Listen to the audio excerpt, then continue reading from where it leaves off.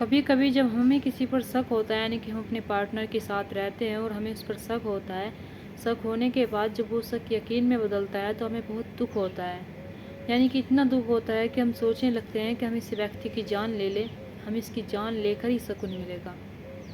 आज की घटना में कुछ ऐसा ही होता है, जहाँ पर एक पति पत्नी जो होते हैं एक दूसरे के साथ रहते हैं, एक दूसरे के साथ बड़े ही खुशहाली जीवन जी रहे थे, लेकिन इन दोनों के बीच कुछ ऐसा शक पैदा हो जाता है जो शक उन्हें यकीन में बदलने लगता है। जब यकीन में बदलने लगता है तो पति जो होता है अपनी पत्नी के साथ कुछ ऐसा करता है जिसे जानकर आप हैरान हो जाएंगे, सोचने पर मजबूर हो जाएंगे कि आखिरकार वो ऐसा कैसे कर सकता है।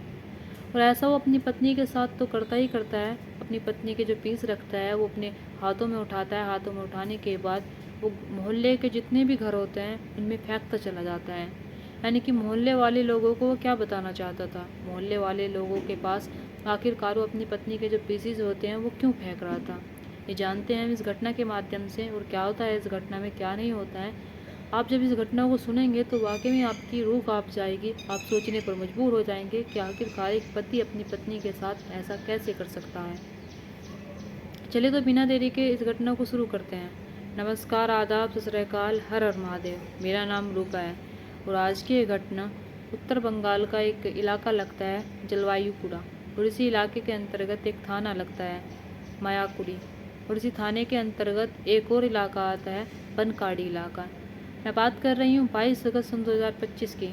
22 अगस्त सन 2025 को यहीं पर रहने वाला एक व्यक्ति जिसका नाम रमेश रॉय होता है, शाम के करीब 4 या 5 बजे होंगे, उसके हाथ में एक इंसानी दिल होता है और उसके हाथ में एक झोला टंगा हुआ होता है, जिसे लेकर वो अपने मोहल्ले में जैसे ही घुसने लगता है तो मोहल्ले के जितने भी लोग ये सारा नज़ारा देखते हैं तो वे अपने घरों में बढ़ जाते हैं और उनके दिल में एक दहशत सी बैठ जाती है कि आखिरकार ये व्यक्ति किसका इंसानी दिल ले रहा है और उसके झोले में क्या है।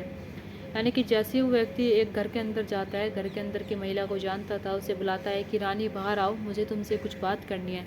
रानी जो होती है वो घर से बाहर आती है, उसे अभी इस चीज़ से अनजान थी कि वो व्यक्ति क्या ले रहा है हाथ में, क्या नहीं ले रहा है। जैसे घर से बाहर आती है, बाहर आने के बाद वो व्यक्ति जो होता है, जो अपना झोला टांग रखा था अपने हाथ में, उसमें से कुछ पीसेस निकालता है और वो उस महिला के पैरों में डाल देता है। जैसे उस महिला के पैरों में पीसेस डलते हैं तो वो देखती है कि किसी का हाथ है। यानी कि ये सारी चीज़ें देखकर उस महिला का टॉयलेट भी निकल जाता है, उसकी चीख निकल जाती है और भागते हुए वो अपने घर के अंदर जाती है। और घर के अंदर जाने के बाद घर के सदस्यों को एक एक बात बताती है।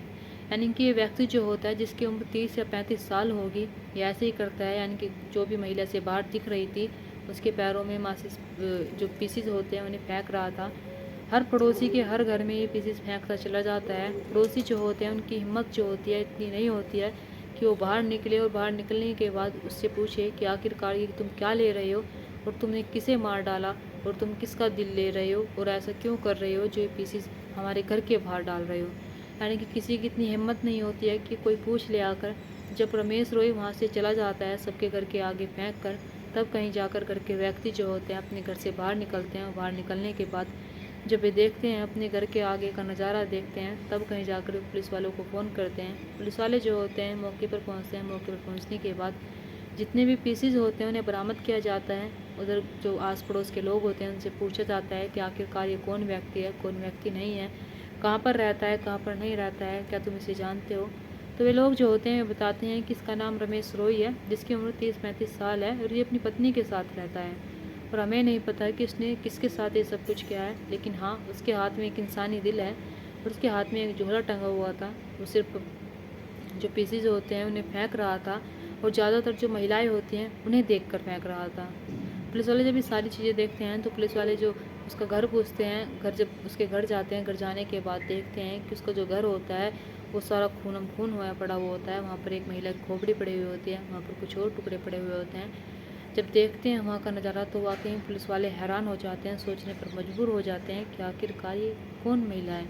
तभी आस पड़ोस के जो लोग होते हैं बताते हैं कि ये तो इसकी पत्नी है साहब, ये इसकी पत्नी है, इसने इसके साथ ऐसा क्यों किया। इधर पुलिस वाले जो होते हैं डॉग स्क्वाड बुलाते हैं और जो फिंगरप्रिंट्स होते हैं यानी कि जितने भी सबूतों को जुटाने वाली टीम होती है उन्हें बुलाते हैं। बुलाने के बाद उसे सबको बरामद किया जाता है। बरामद करने के बाद वहाँ पर एक एक चीज़ देखी जाती है। अब ढूंढने में लग जाते हैं रमेश रॉय को। आखिरकार रमेश रॉय ने ऐसा क्यों किया है, उसने अपनी पत्नी के साथ ये सब कुछ क्यों किया है।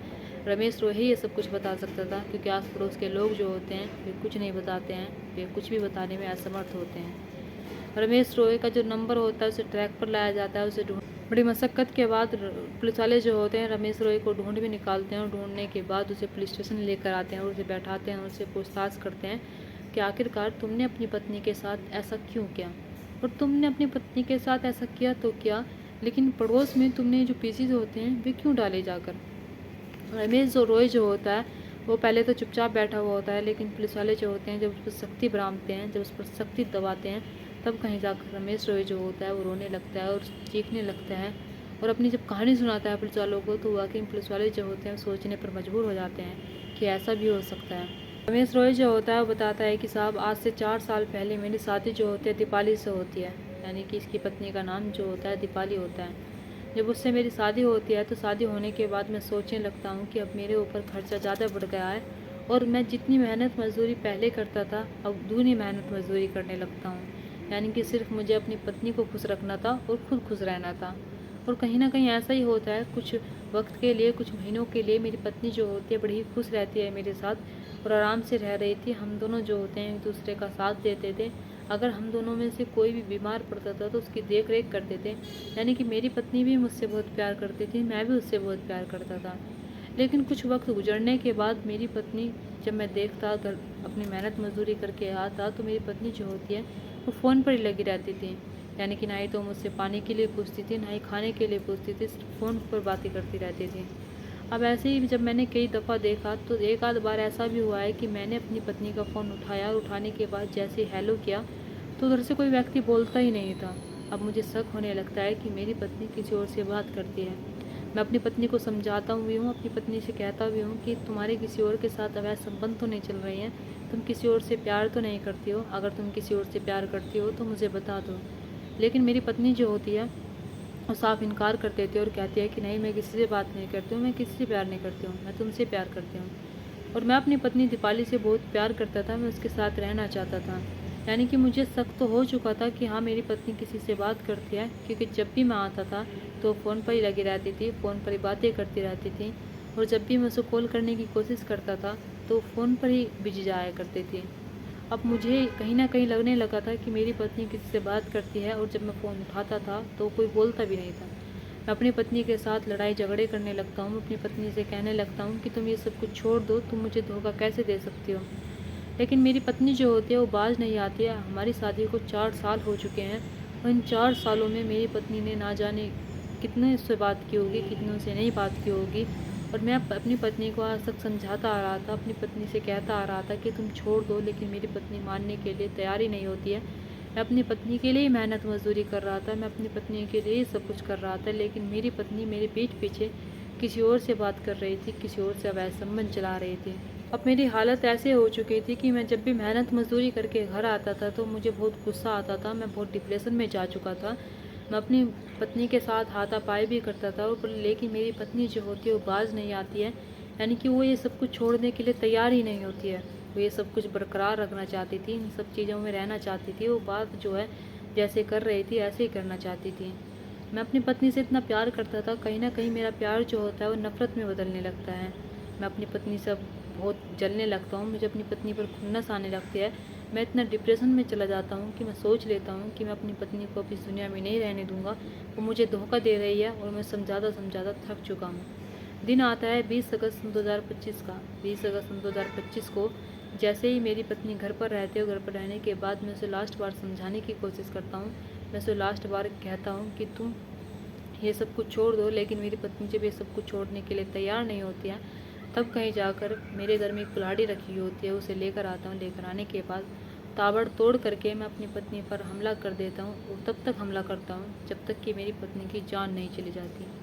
और मैं बैठकर सोचने लगता हूँ कि मेरी पत्नी मुझे कैसे ऐसा धोखा दे सकती है, जिससे कि मैं इतना प्यार करता था, जिसके साथ मैं रहना चाहता था, और जिसके साथ मैं रह भी रहा था, जिसके साथ मैं पूरी ज़िंदगी गुजारना चाहता था, वो मेरे साथ ऐसा कैसे कर सकती है।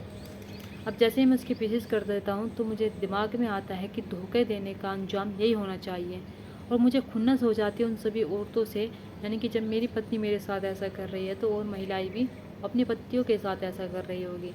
तभी मैं जब उसका पीसेस कर रहा होता हूँ तभी मेरे दिमाग में एक बात आती है, उसका जो दिल होता है उसके हाथ में निकाल कर रख लेता है, और जो उसका झोला होता है उसमें उसके कुछ पीसेस रख लेता है। पीसेस रखने के बाद मैं घर के आगे फेंकता हूँ और मैं उन्हें कहता भी हूँ कि मेरी पत्नी ने मुझे धोखा दिया है और उसके धोखा देने का अंजाम देख लो क्या हुआ है, और मेरी पत्नी ने मेरा दिल तोड़ा था, उसका दिल मेरे हाथ में है। पुलिस वाले जब इसकी सारी बात सुनते हैं तो पुलिस वालों को समझ नहीं आ रहा था कि एक व्यक्ति की मानसिक स्थिति इतनी ख़राब कैसे हो सकती है कि वो अपनी पत्नी का ही दिल निकाल लिया, जिसने अपनी पत्नी का ही दिल निकाल कर उसके पीसेस कर दिए, सिर्फ इसलिए क्योंकि उसकी पत्नी जो होती है उसे धोखा दे रही थी। उसे शक हो जाता है, उसे लग रहा था कि उसकी पत्नी किसी और से बात कर रही है। इस चीज़ को लेकर उन दोनों के बीच हाथापाई होती है। वो समझाने की कोशिश करता है लेकिन पत्नी जो होती है वो मानती ही नहीं है। लेकिन पत्नी को नहीं पता था कि उसके साथ उसका पति ऐसा भी कर सकता है। उसे नहीं पता था कि रमेश रॉय दीपाली की जान भी ले सकता है। अब यहाँ पर जैसे रमेश रॉय की सारी बातें सुनी जाती हैं तो पुलिस वाले जो होते हैं उसे गिरफ्तार करते हैं, उसे जेल भेज देते हैं। लेकिन यहाँ पर रमेश रॉय जो होता है उसने बहुत गलत किया है। अगर वो चाहता तो अपनी पत्नी को छोड़ सकता था, उसे छोड़कर वो अकेले रह सकता था। लेकिन ना जाने कि उसने गलत रास्ता चुना, ना जाने कि वो उस गलत रास्ते से उसे क्यों नहीं समझ में आया कि वो पूरी ज़िंदगी अब जेल में सड़ेगा, पूरी ज़िंदगी अब जेल में रहेगा। अगर दीपाली जो होती है, अगर उसे रमेश रॉय के साथ नहीं रहना था तो शायद वो बता देती। जब हम किसी के साथ रहते हैं, चाहे हमारा पार्टनर हो चाहे हमारा पति हो, अगर हम किसी के साथ रहते हैं तो वाकई में हमें उससे कभी चीट नहीं करना चाहिए, कभी उससे अलग नहीं होना चाहिए, कभी उसे धोखा नहीं देना चाहिए। पता नहीं आजकल के लोगों को क्या हो रहा है, आजकल के लोग किस राह पर जा रहे हैं जो अपनी पतियों के साथ ऐसा कर रहे हैं या और जो अपनी पत्नियों के साथ ऐसा कर रहे हैं। वाकई में ये जो रिश्ता होता है बहुत ही क्लोजली वाला होता है। रिश्ता जो होता है बहुत ही 7 जन्मों वाला होता है। रिश्ता जो होता है हमें बताता है कि एक पति पत्नी कैसे साथ रहते हैं और साथ रहने के बाद वे कैसे पूरी ज़िंदगी एक दूसरे के साथ गुजार देते हैं। लेकिन आज के लोग जो हैं उनसे जो उनकी पूर्ति होती है वो एक से पूरी नहीं हो पा रही है, जिससे कि वे अलग अलग जगह जाकर मुँह मार रही हैं। दोस्तों यहाँ पर किसकी गलती होती है? रमेश रॉय की गलती होती है, फिर दीपाली की गलती होती है? सबसे ज़्यादा गलती किसकी होती है? और यहाँ पर रमेश रॉय ने अपनी पत्नी के साथ ऐसा करके सही किया या फिर उसकी पत्नी किसी और से बात करके सही कर रही थी? यहाँ पर इनका सही डिसीजन क्या हो सकता था? कमेंट बॉक्स में कमेंट करके ज़रूर बताना कि इनका सही डिसीजन ये हो सकता था। दोस्तों इस कहानी और घटना को सुनाने का मकसद मेरा आपका दिल दुखाना नहीं था, आपको परेशान करना नहीं था, आपको घटना के बारे में बताना था, आपको सचेत करना था। आप अपने परिवार के साथ खुश रहिए। नमस्कार।